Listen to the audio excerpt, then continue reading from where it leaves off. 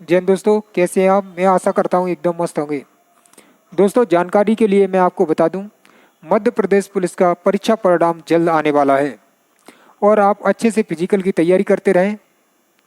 जिन स्टूडेंटों के एग्ज़ाम में कम नंबर आए वो और फिजिकल की अच्छे से तैयारी करें जिससे वो उसको कवर कर सकें। दोस्तों, अभी कुल पद के 87% पद का रिजल्ट आने वाला है और बाकी 13% का माननीय न्यायालय के अंतिम निर्णय के आदेश के अनुसार आएगा और आप अच्छे से तैयारी करते रहें। देखते हैं एवरेज पार्ट 2।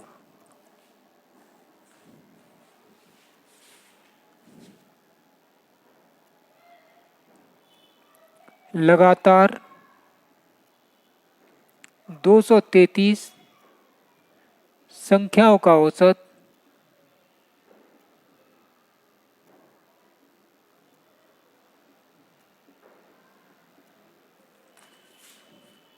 ए है। यदि अगली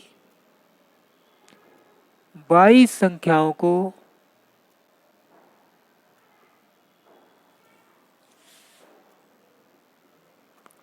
और ले लिया जाए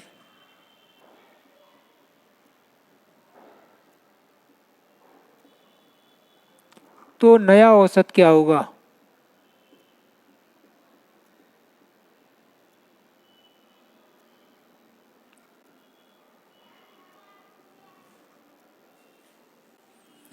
लगातार 233 संख्याओं का औसत ए है। यदि अगली 22 संख्याओं को और ले लिया जाए तो नया औसत क्या होगा।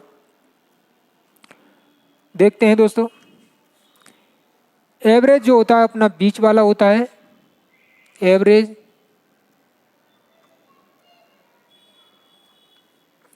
इसमें 116 एवरेज के पीछे संख्याएं होंगी और 116 एवरेज के आगे होंगी। 116 प्लस 116 232 और प्लस 1 233 संख्याएं हैं। वही क्वेश्चन में दिया हुआ है। क्वेश्चन के अनुसार अगली 22 संख्याओं को और ले लिया जाए। ले लेते हैं 22 संख्याएं। ये 22 संख्याएं हमने और ले ली तो क्वेश्चन का कहना है कि तो नया औसत क्या होगा। दोस्तों, एवरेज हमारा बीच वाला होता है तो 216 संख्या इधर है, 216 संख्या इधर, बीच में अपना एवरेज है। अगर हम इसमें 22 संख्याएं और आगे लेते हैं तो इनके भी बीच का एवरेज होगा। इनका बीच का कैसे निकालेंगे। 22 संख्या लिए तो इसमें अपन 2 का भाग दे देंगे या 11 पर। दोस्तों, इसका मतलब है कि जो हमारा पुराना एवरेज दिया हुआ है उसमें 11 और प्लस हो जाएगा या नया एवरेज ए प्लस 11 हो जाएगा। नया एवरेज, नया औसत ए प्लस 11 और यही आंसर होगा।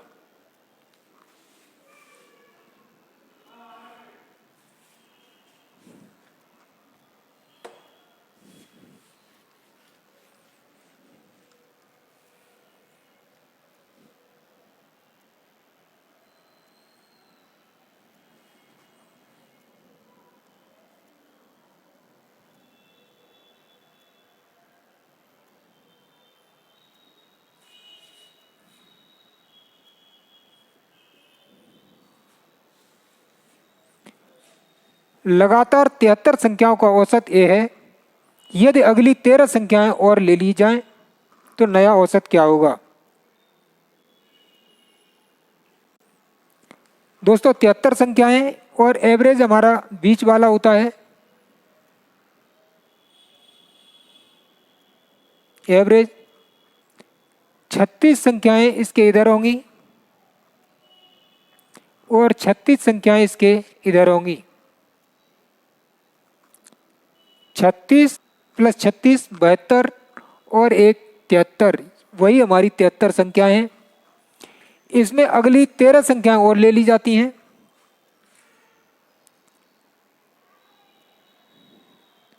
तो नया औसत क्या होगा? 73 संख्याओं का औसत ए है और 13 संख्याओं का औसत निकालकर अपन पुराने वाले औसत में प्लस कर देंगे। 13 संख्याओं का औसत कैसे निकालेंगे? संख्याएं अपॉन 2, इससे ये 6.5।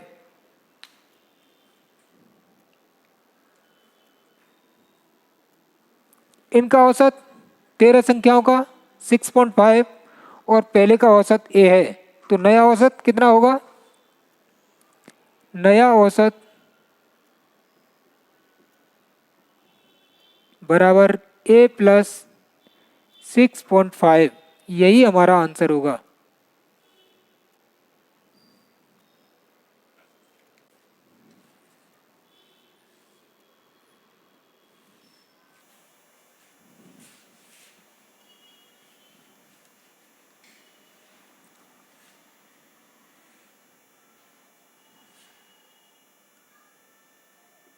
लगातार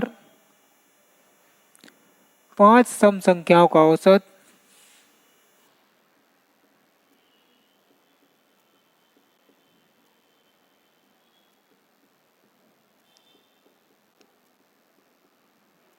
ए है यदि अगली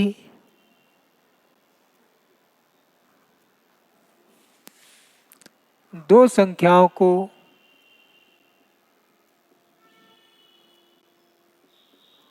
और ले लिया जाए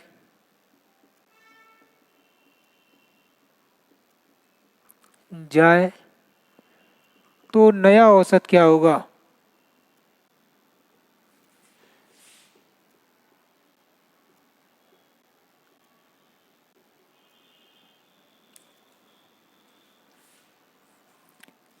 लगातार 5 सम संख्याओं का औसत ए है यदि अगली दो संख्याएं और ले ली जाएं तो नया औसत क्या होगा? यहां औसत ए है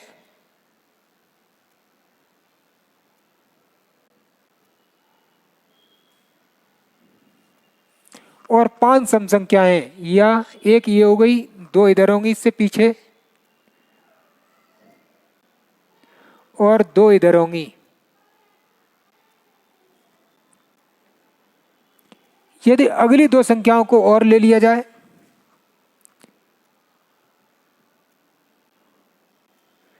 अगली दो संख्याएं और हमने ले ली।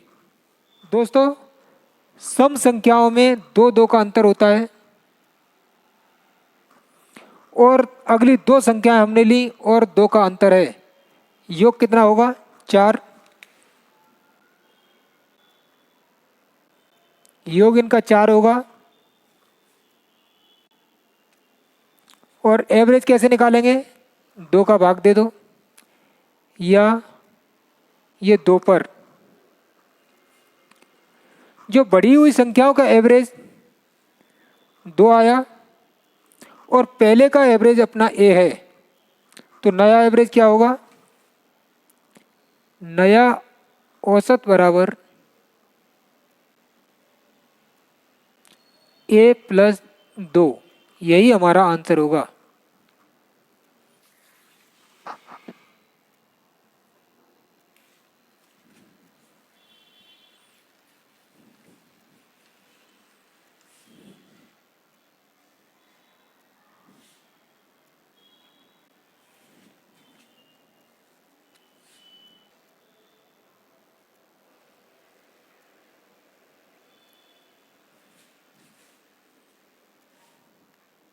पुराना एवरेज अपना ए है, अगली 22 संख्याओं को ले लिया जा रहा है तो प्लस 22, यही हमारा आंसर होगा या नया औसत।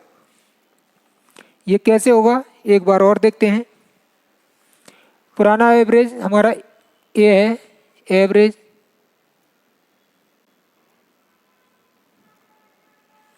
ये एवरेज हमारा बीच में होता है। 233 संख्याएं या इससे आगे एवरेज से 116 संख्याएं होंगी और इसके पीछे भी 116 संख्याएं होंगी। 116 प्लस 116 232 और एक ये 233, वही 233 संख्याएं हैं। और अगली इसमें 22 संख्याएं और ले ली जाती हैं। अगली 22, 233 संख्याओं का औसत तो ए है और 22 संख्याओं का औसत निकाल लेंगे, इसमें प्लस कर देंगे, वही हमारा आंसर होगा।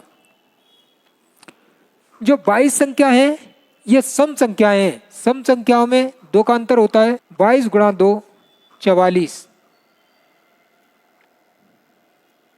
और औसत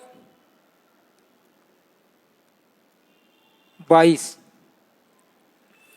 पहले का औसत ए है और 22 संख्याओं का औसत 22 है, तो नया औसत क्या बनेगा?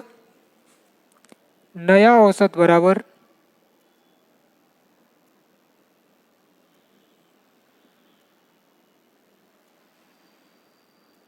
ए प्लस 22, यही हमारा आंसर होगा। दोस्तों ये तामझाम करने की कोई ज़रूरत नहीं है, अपन अगली संख्याएं सीधे सीधे डायरेक्ट प्लस कर सकते हैं, वही हमारा आंसर हो जाएगा। देखते हैं नेक्स्ट क्वेश्चन।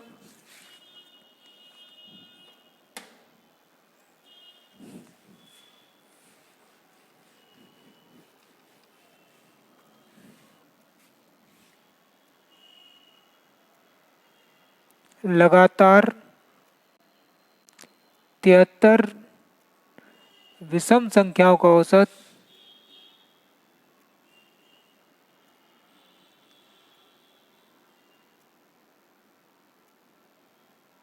ए है यदि अगली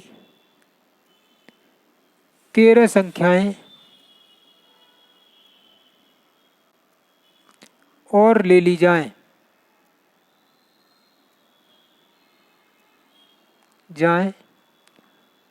तो नया औसत क्या होगा?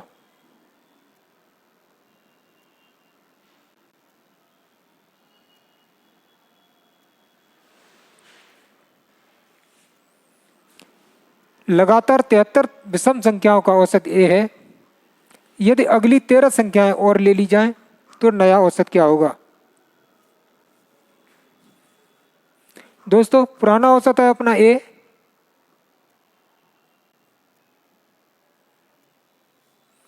यदि अगली 13 संख्याएं और ले ली जाती हैं तो ए प्लस 13, यही हमारा आंसर होगा। जब संख्या में दो दो का अंतर है तो 13 संख्याएं थी और दो दो का अंतर था, तो 13 गुणा 2 योग कितना बना? 26। 26 में से 13 इस एवरेज के पीछे गई और 13 आगे। अगर इसको सॉल्व करते हैं, पुराना एवरेज अपना ए है, इसके 36 संख्याएं पीछे होंगी और 36 संख्याएं आगे। इसमें अगली 13 संख्याएं ले ली जाती हैं,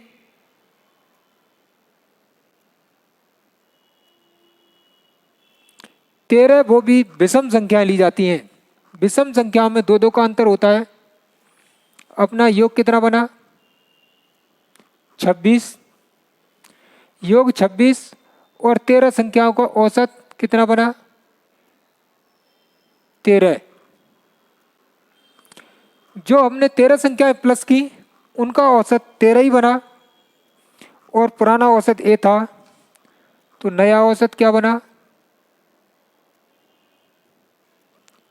ए प्लस 13। दोस्तों अपना ऐसे डायरेक्ट आंसर निकल रहा है तो अपन को ये सब कुछ करने की ज़रूरत नहीं है, क्योंकि एग्जाम में टाइम की अति आवश्यकता होती है। आप टाइम को ज़्यादा से ज़्यादा बचा के चलें। देखते हैं नेक्स्ट क्वेश्चन।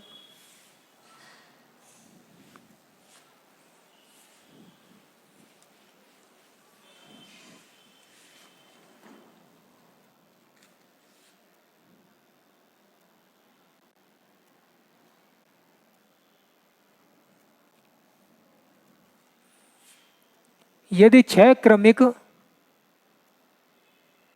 सम संख्याओं का औसत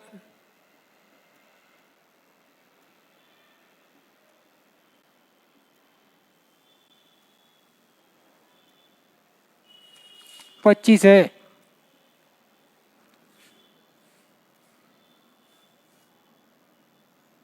तो इनमें सबसे बड़ी तथा सबसे छोटी संख्या का अंतर कितना होगा? तो इनमें सबसे बड़ी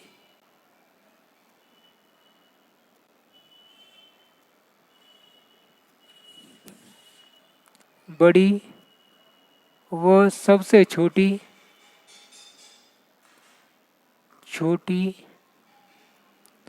संख्या का अंतर क्या होगा?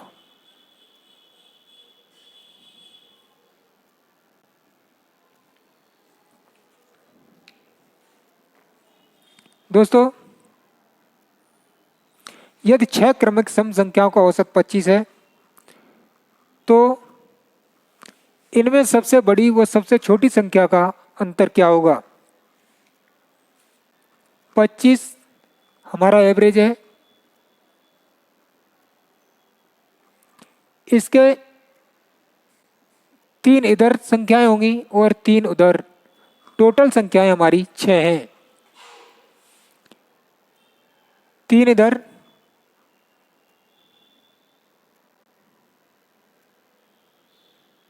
और 3 इधर,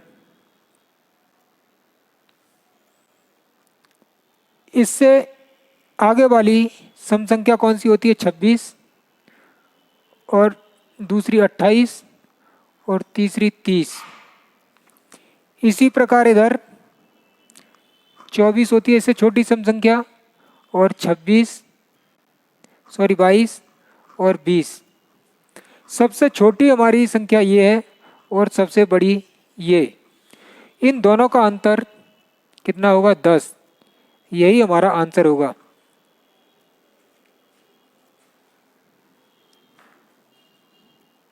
दोस्तों, इसको बिल्कुल शॉर्ट तरीके से भी अपन कर सकते हैं। हमारी कितनी सम संख्याएं दी हुई हैं? 6। जब 6 सम संख्याएं दी हुई हैं तो उसमें से अपन 1 माइनस करते हैं, 5 और गुणा 2, ये अपना 10 आंसर निकल के आया। देखते हैं नेक्स्ट क्वेश्चन।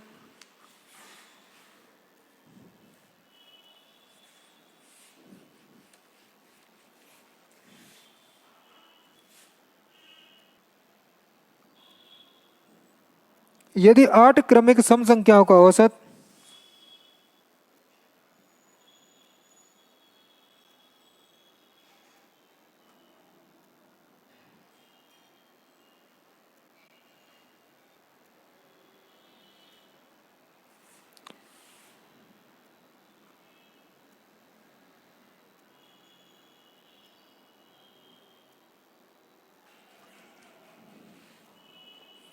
127 हो तो सबसे बड़ी व सबसे छोटी संख्या का अंतर ज्ञात करें।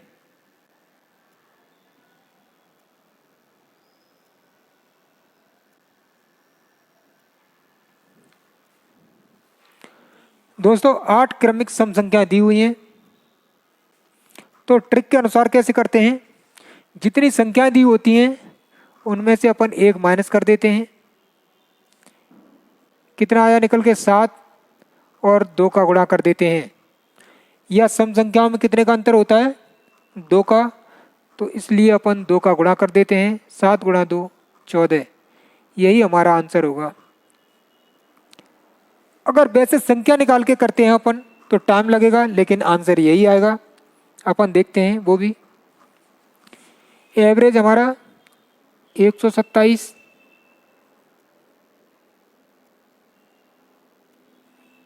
जब 8 क्रमिक सम संख्याएं या 4 इधर होंगी सम संख्याएं और 4 इधर सम संख्याएं होंगी,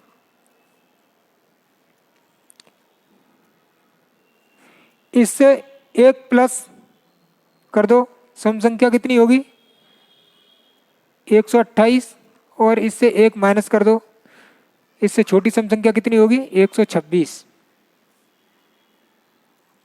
अब हमारे पास 3 बची, 3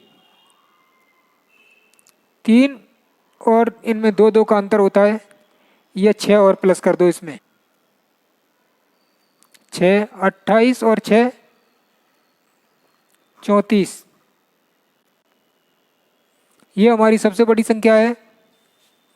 इधर भी 3 बची अब, और इनमें 2 का अंतर है, 6 26 में से 6 घटा दो, या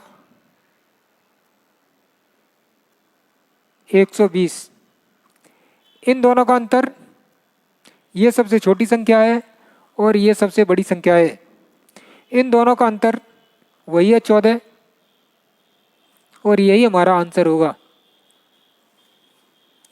इसलिए दोस्तों ये तामझाम करने की कोई भी आवश्यकता नहीं है, आप डायरेक्ट भी आंसर दे सकते हैं।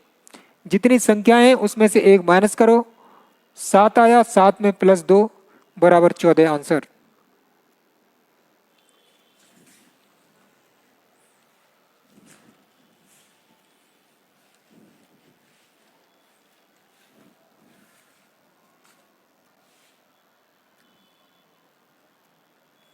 यदि 6 क्रमिक विषम संख्याओं का औसत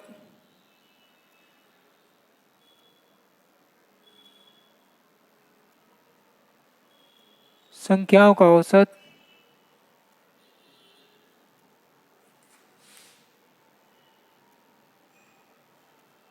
128 है, तो सबसे छोटी व सबसे बड़ी संख्या का अंतर ज्ञात करें। सबसे छोटी व सबसे बड़ी संख्या का अंतर ज्ञात करें।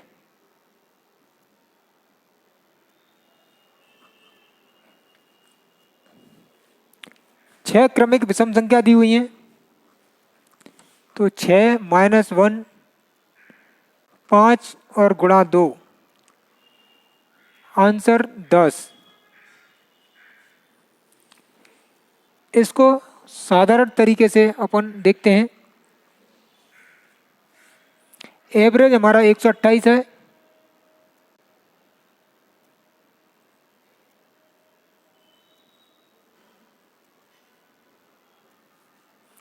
और 6 क्रमिक विषम संख्याएं, या 3 इधर होंगी विषम और 3 इधर होंगी विषम, ये हमारी सम संख्याएं, तो ये हमारी संख्या नहीं होगी। इसके आगे वाली एक विषम 29 और इसके एक पीछे वाली विषम 127। अब 2 और इधर होंगी, 2 और इनमें 2 का अंतर होता है, या 4, इसमें अपन 4 प्लस कर देते हैं, या 133, ये सबसे बड़ी संख्या है हमारी। इधर भी अब 2 संख्या बची, 2 गुणा 2, 2 संख्याएं 2 का अंतर होता है विषम संख्याओं में 4, इसमें से अपन 4 माइनस कर देते हैं, 4 माइनस करेंगे तो 123, ये हमारी सबसे छोटी संख्या है। और इनका अंतर, इन दोनों का अंतर कितना है 10, और यहाँ पर भी आंसर 10 है, यहाँ पर भी आंसर 10 है।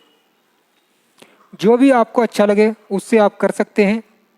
मेरे हिसाब से एग्जाम में टाइम बहुत कम रहता है और आप इतनी तामझाम कर सकते हैं, तो इसको क्यों नहीं कर सकते। इसलिए आप बिल्कुल शॉर्ट से शॉर्ट तरीके से करें। जिससे एग्जाम में कम से कम टाइम की बचत तो होगी।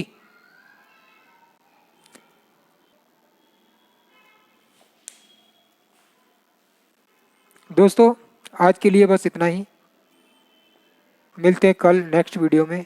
जब तक के लिए बाय बाय।